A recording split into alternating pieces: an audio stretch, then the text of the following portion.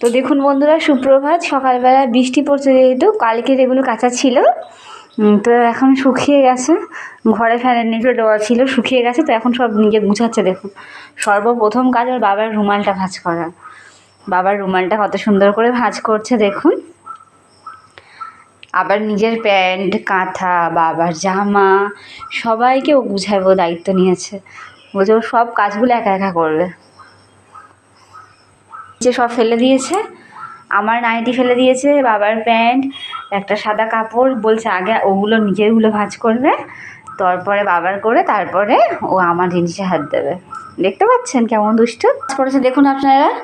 ঘরে তো সব ছড়িয়েছে, ওড়না, ব্যাগ, জুতো। এখন আমার হেডফোন নিয়ে দুষ্টুমি শুরু করে দিয়েছে। দেখতে পাচ্ছেন?